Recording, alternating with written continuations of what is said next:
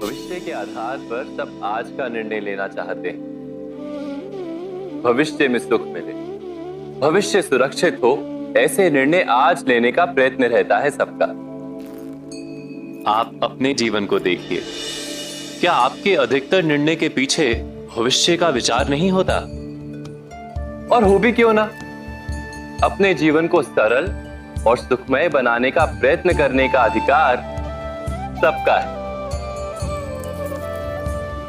पर भविष्य तो कोई नहीं जानता, केवल कल्पना ही की जा सकती है। तो जीवन के सारे महत्वपूर्ण निर्णय कल्पनाओं के आधार पर ही करते हैं हम। क्या निर्णय करने का कोई तीसरा मार्ग हो सकता है?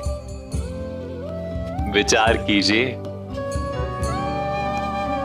सारे सुखों का आधार धर्म है, और वो धर्म मनुष्य के हृदय में बसता है। भविष्य के बदले धर्म का विचार करने से क्या भविष्य अधिक सुखपूर्ण नहीं होगा? स्वयं विचार कीजिए। व्यक्ति को जब उसके अपराध का दंड मिलता है, तब कभी कभी उस न्याय को देखकर मन कचोटता है। प्रश्न उठता है हृदय में कि जब वो अपराध हुआ था तब व्यक्ति भिन्न था। उसके पश्चात उसने इतने पश्चाताप किए, स्वयं में इतना परिवर्तन किया, फिर उसे दंड क्यों मिले? पर जहां आघात होता है वहां प्रत्याघात भी होता है। जैसा कर्म वैसा फल।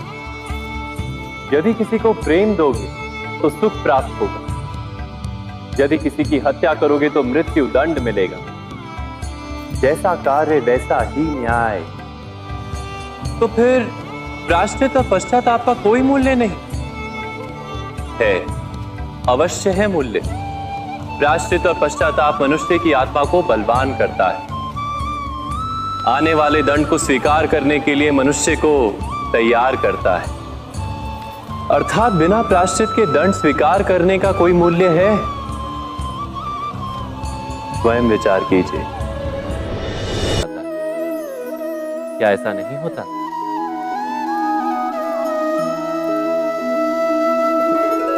पर यदि एक दूसरे की स्वतंत्रता का सम्मान किया जाए तो किसी मर्यादाओं या सीमाओं की आवश्यकता ही नहीं होती।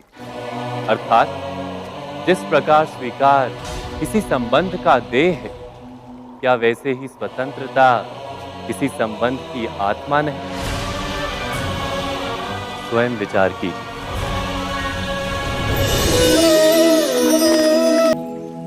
निर्णय के क्षण में हम सदा ही किसी अन्य के सुझाव, सूचना, मंत्रणा या परामर्श को आधार बनाते हैं, और हमारे भविष्य का आधार हमारे आज लिए गए निर्णय के ऊपर होता है। तो क्या हमारा भविष्य किसी अन्य के परामर्श, किसी अन्य में कुछ बोलना, क्या ये सत्य है? नहीं, ये तो केवल तथ्य है। अर्थात जैसा हुआ था वैसा केवल बोल देना सामान्य सी बात। किंतु कभी कभी उस तथ्य को बोलते हुए भी भय लगता है। तो उसका हृदय क्रोध से भर जाता है। जिस व्यक्ति को वो अपना अपराधी समझता है उसे दंड देने का प्रयत्न करता है। पर क्या हमारी इच्छा या आशा का भंग होना क्या सदा ही किसी का अपराध होता है? इच्छाओं के अपूर्ण रहने के तो कई कारण हो सकते हैं। कुछ तो संजोग के कारण अधूरी रह जाती हैं और कुछ नियति के कारण। और कभी कभी इच्छाओं का स्वरूप ही ऐसा होता है कि वो पूर्ण नहीं हो पाती। अर्थात हृदय में करुणा धारण किए बिना किसी के अपराध के विषय में विचार करना, किसी को दंड देना, क्या अपने आप में ही अन्याय नहीं? स्वयं विचार कीजिए। शकुनों और पूर्वाभासों के आधार पर हम भविष्य के सुख दुख की कल्पना करते हैं। भविष्य के दुख का कारण दूर करने के लिए हम आज योजना बनाते हैं। किंतु कल के संकट को आज निर्मूल करने से हमें लाभ मिलता है या हानि पहुंचती है? ये प्रश्न हम कभी नहीं करते। सत्य तो यह है कि संकट और उसका निवारण साथ जनते हैं, व्यक्ति के लिए भी और सृष्टि के लिए भी। नहीं, आप अपने भूतकाल का स्मरण कीजिए, इतिहास को देखिए। आप तुरंत ही ये जान पाएंगे कि जब जब संकट आता है तब तब उसका निवारण करने वाली शक्ति भी जन्म लेती है। यही तो जगत का चलन है। वस्तुतः संकट ही शक्ति के जन्म का कारण है। प्रत्येक व्यक्ति जब संकट से निकलता है तो एक पद आगे बढ़ा होता है, अधिक चमकता है, आत्मविश्वास से अधिक भरा होता है, ना केवल अपने लिए अपितु विश्व के लिए भी। क्या ये सत्य नहीं? वास्तव में संकट का जन्म है एक अवसर का जन्म, अपने आप को बदलने का, अपने विचारों को ऊंचाई पर करने का अवसर, अपनी आत्मा को बलवान और ज्ञान मंडित बनाने का अवसर।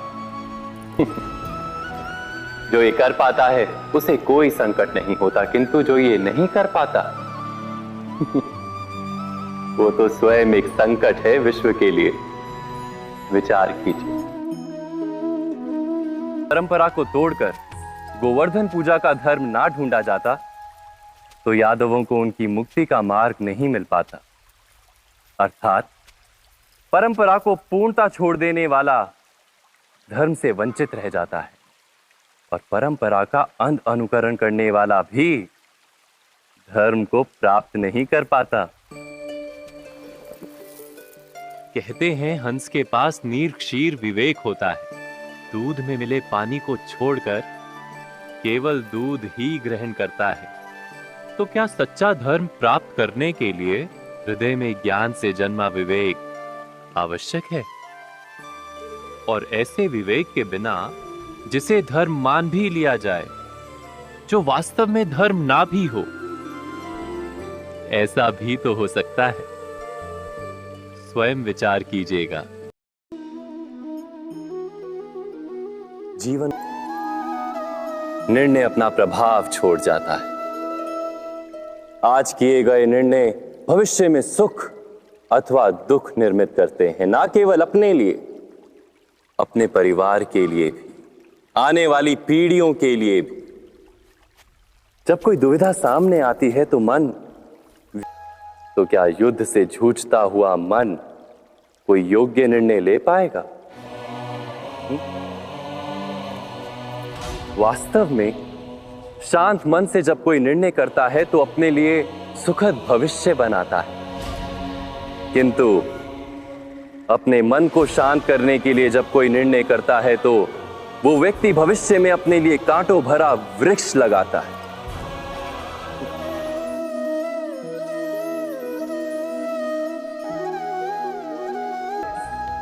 वो न्याय मांगता है, किंतु ये न्याय क्या है? न्याय का अर्थ क्या है?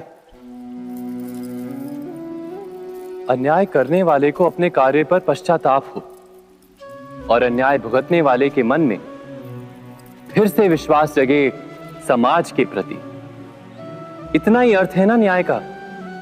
किंतु जिसके हृदय में धर्म नहीं होता, वो न्याय को छोड़कर बैर और प्रतिशोध को अपनाता है।